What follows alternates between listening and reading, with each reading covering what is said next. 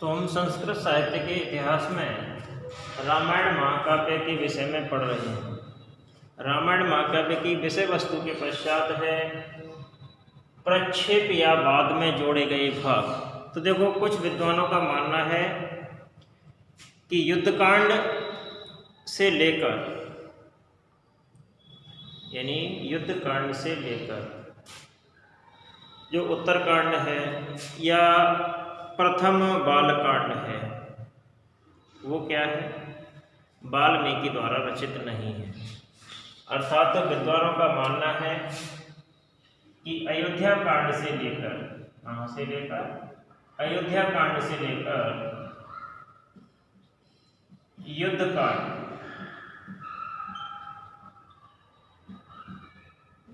अयोध्या कांड से लेकर युद्ध कांड तक जो 5 कांड हैं, कितने कांड हैं?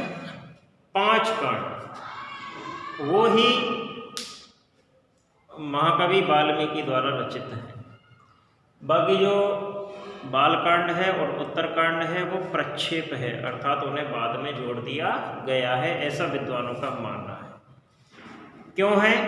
क्योंकि अयोध्या में होने वाली जो घटनाएं हैं, जैसे राजा दशरथ के शासनकाल की कथा, राजा दशरथ ने शासनकाल में जो घटनाएं निहित हैं, अपने पुत्र अर्थात भगवान श्री राम को राजगद्दी पर बैठाने के लिए एक रानी के षड्यंत्रों का विवरण प्राप्त होता है कि रानी केकई के 2 वरदानों की खातिर राम को राजगद्दी से वंचित होना पड़ा, राम को राजगद्दी छोड़कर वनवास के लिए जाना पड़ा।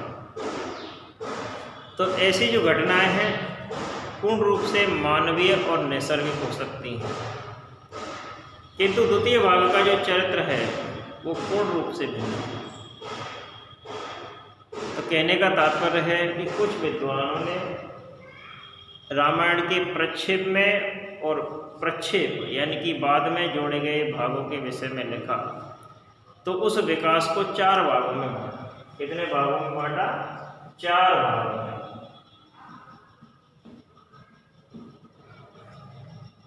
पहला तो है कि काव्य का जो प्रथम निर्माण में कथानक की गति है, हिमालय में राम के वनवास तथा पत्नी सीता और भाई लक्ष्मण को साथ ले जाने की जो कथा है वो परिस्थितियों की उत्पत्ति तक ही सीमित है। दूसरा है कि वनवास का जो स्थान है, जो गोदावरी के आसपास यानी गोदावरी नदी के पास का आसपास के क्षेत्र में जो परिवर्तन हो गया है, वहाँ पर आदिवासियों के आक्रमण के विरुद्ध आश्रमों की रक्षा का वर्णन किया गया है। और तीसरा है कि दक्षिण के जो निवासी थे, दक्षिण के निवासी थे, उनके आधिपत्य करने की कथाएं हैं, उनके प्रथम प्रयासों का वर्णन इसमें मिलता है।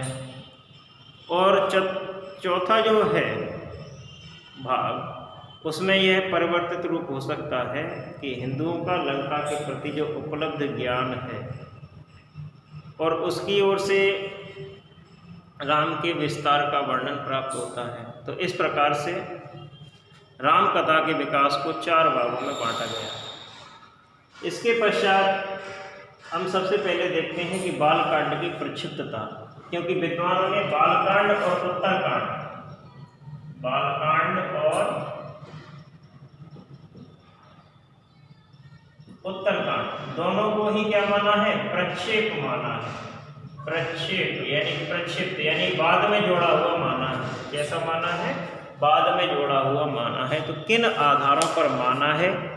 तो सबसे पहले हम पढ़ते हैं कि बालकांड की प्रक्षिप्तता। तो बालकांड की प्रक्षिप्तता में जो अनुक्रमणिका है, अनुक्रमणिका का से तात्पर्य है जो विषय सूची है, उस विषय सूची में बालकांड की कथा वस्तु का सर्वथा अभाव देखा जाता है। बालकांड की कथा वस्तु का सर्वथा अभाव देखा जाता है। तो कहने का तात्पर्य है कि बालकांड के प्रथम सर्ग में रामायण की जो कथा वस्तु का प्रकार है वो संक्षेप में प्रस्तुत किया गया है, लेकिन इसका जो प्रारंभ है, वास्तविक प्रारंभ अयोध्या कांड से प्रारंभ होता है। इसलिए कुछ विद्वानों का मानना है कि ये बालकांड बाद में हो सकता है जोड़ दिया गया होगा। दूसरा है पौराणिक कथाओं का बाहुल्य। तो देखो, बालकांड में पौराणिक जो कथाएं हैं उनकी भी बहुलता है, वो काफ़ी मात्रा में लिखी हुई हैं। तो अयोध्या कांड से युद्ध कांड तक की कथा वस्तु में पौराणिक कथाओं का क्या है, अभाव है। हम मान रहे हैं कि जब बालकांड में पौराणिक कथाएं इतनी अधिक हैं, पौराणिक कथाओं की इतनी बहुतायत है, तो फिर विद्वान मानते हैं कि अयोध्या कांड से युद्ध कांड तक, किससे, अयोध्या कांड से युद्ध कांड तक जो कथाएं हैं वो कहाँ चली गई। अर्थात अयोध्या कांड से युद्ध कांड तक की जो कथा वस्तु है उसमें पौराणिक कथाओं का अभाव है, जबकि बालकांड में कथाओं का क्या है, बाहुल्य है।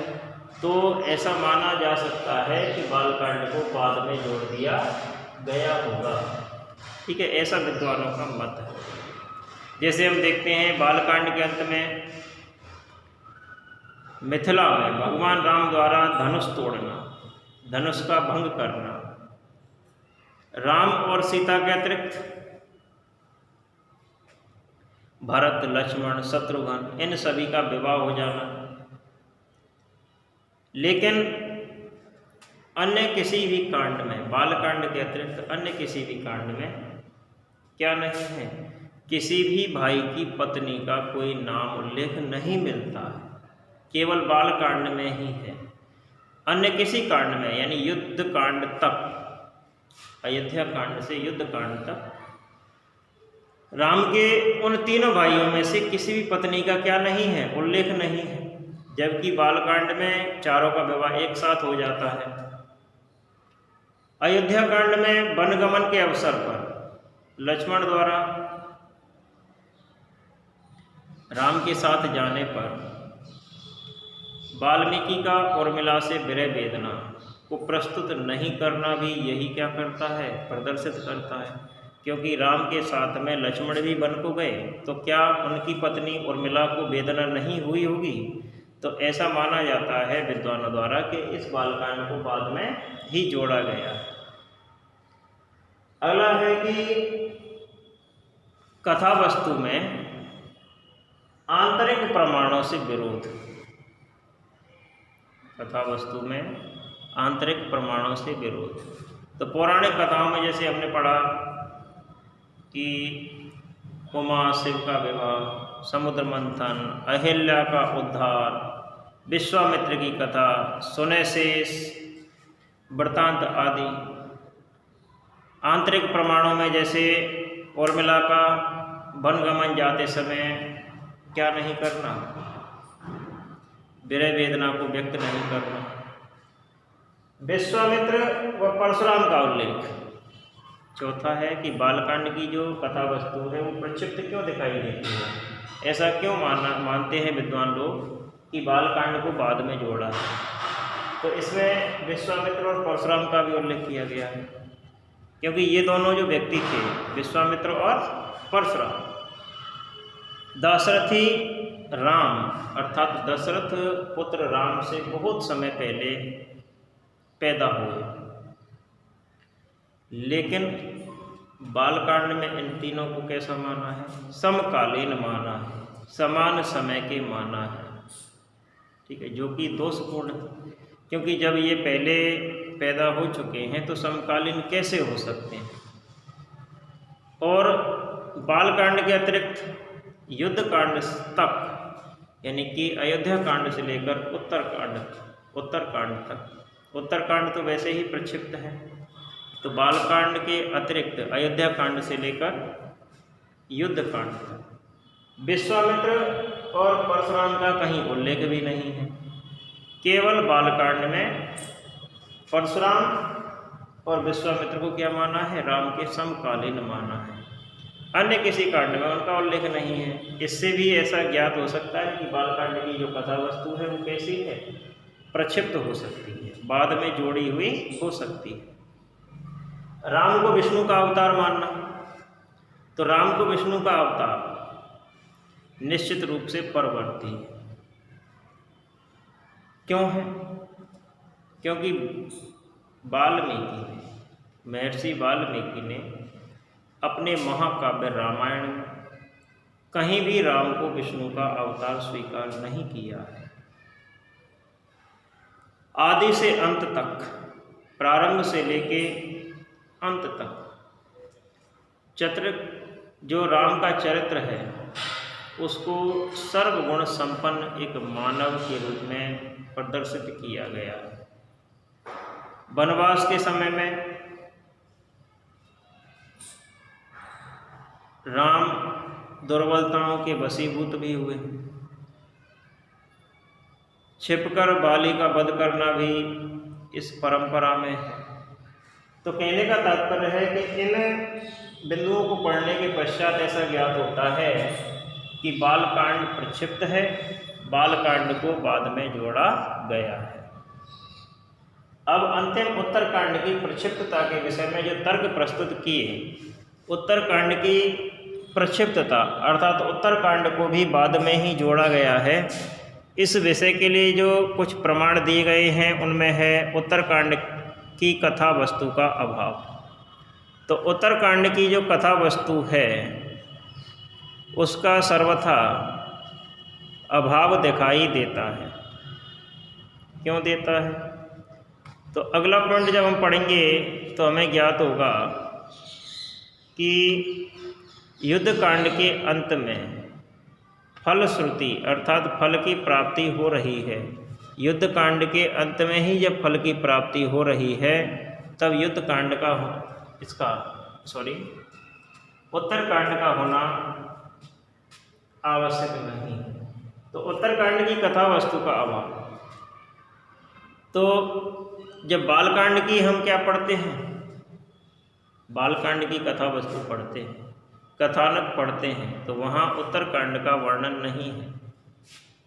तृतीय सर्ग की जो द्वितीय सूची है उसमें भी केवल 2 ही श्लोक उपलब्ध होते हैं।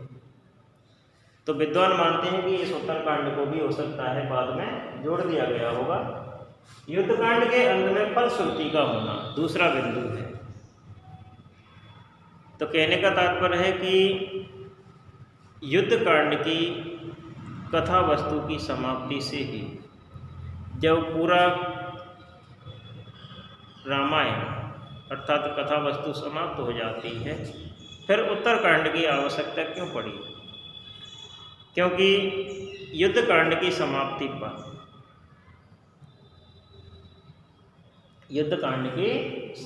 पर उनका वनवास क्या हो जाता है? समाप्त हो जाता है। तो पूरे इस महाकाव्य में फिर उत्तरकांड की आवश्यकता कैसे हो सकती है? क्योंकि रामायण की परिसमाप्ति पर युद्धकांड के अंत में ही फलस्वरूप उत्तरकांड अर्वाचीन एवं प्रक्षेप है। तीसरा है यहाँ पे बिंदु की रचना शैली में भिन्नता। तो प्रामाणिक कांडों की अपेक्षा जो उत्तरकांड है वो बहुत समानता रखता है, समता रखता है। बालकांड की जो पौराणिक शैली है उसी के अनुरूप, बालकांड की पौराणिक शैली के अनुरूप इसमें भी राजा नरग है, निमि है, ययाति है, पुरु है, दंड है, व्रत है, इनकी कथाएं हैं। तो अगला है कि मौलिक कथानक से विरुद्ध जो निजी कथानक है, निजी वस्तु है, उस कथा वस्तु के आंतरिक परीक्षण से बालकांड की भांति, बालकांड की तरह अन्य प्रामाणिक कांड में असंगतताओं के दर्शन होते हैं जो एक ही कवि का लिखा हुआ नहीं हो सकता। एक ही कवि के द्वारा कथित बात नहीं हो सकती। अगला है कि अयोध्या में सुग्रीव और विभीषण की उपस्थिति। तो देखो, हम पहले ही जानते हैं कि जब युद्धकांड का अंतिम वर्णन, जब अयोध्या कांड में राम का राज्याभिषेक हो चुका था, तब वानर लोग और सुग्रीव श्री राम का सम्मान प्राप्त करके किष्किंधा चले गए थे। उसके बाद विभीषण का भी लंका चले जाने का उल्लेख मिलता है कि विभीषण लंका गए थे। किंतु इन दोनों प्रसंगों का उत्तरकांड में भी क्या मिलता है? चित्रण मिलता है। उत्तरकांड में सुग्रीव और विभीषण की उपस्थिति प्राप्त होती है, जो कि उचित नहीं है। अर्थात आगे के जो सर्ग हैं उसमें वानरों और राक्षसों के साथ इन दोनों के प्रस्थान का दोबारा से वर्णन किया गया है। तो जब एक बार युद्धकांड के अंत में राम का राज्य अभिषेक होने के पश्चात जब वानर लोग वापस चले गए, तो फिर कैसे उत्तरकांड में उनकी अयोध्या में उपस्थिति दिखाई गई है, जो एक ही कवि द्वारा लिखित नहीं हो सकती है। अगला हम बात करते हैं कि राम द्वारा शंभुक का वध। तो हम पढ़ेंगे उत्तरकांड का सर्ग संख्या 75। उसमें राम का जो वर्णाश्रम धर्म है, तो राम को वर्णाश्रम धर्म के कट्टर पालक के रूप में व्यक्त किया गया है, जबकि शंभुक शूद्र का वध राम द्वारा किया गया है, ऐसा भी बताया गया है। तो हम मान सकते हैं कि ये वाल्मीकि के राम नहीं हो सकते, सबरी के राम नहीं हो सकते, क्योंकि वो तो भक्तों से मिलकर प्रसन्न होते हैं। तो निश्चित है कि कोई भी एक कवि इस प्रकार का अंतर विरोध एक ही पात्र में नहीं कर सकता। अगला है वाल्मीकि और राम का समकालीन होना। तो राम से बहुत समय बाद उत्पन्न होने वाले वाल्मीकि को, महर्षि वाल्मीकि को राम के समकालीन दिखाया गया है। कैसे दिखाया गया है कि जब निर्वासिता सीता, जब भगवान श्री राम अपने राज्य से सीता को निर्वासित करते हैं, तब लक्ष्मण उन्हें वाल्मीकि ऋषि के आश्रम में ही छोड़कर आते हैं। तो उत्तरकांड के अंतिम भाग में जो निर्वासिता सीता है, उसके रक्षण का कार्य किसने किया? वाल्मीकि ने किया, जबकि वाल्मीकि राम से बहुत बाद के थे, बहुत समय बाद में उत्पन्न हुए थे। तो ऐसा माना जा सकता है कि रामायण का जो ये उत्तरकांड है प्रक्षिप्त है, बाद में जोड़ दिया गया है। तो इस प्रकार से रामायण महाकाव्य में बालकांड और उत्तरकांड की प्रक्षिप्तता दिखाई देती है। आगे अगले अध्याय में चर्चा करेंगे। धन्यवाद।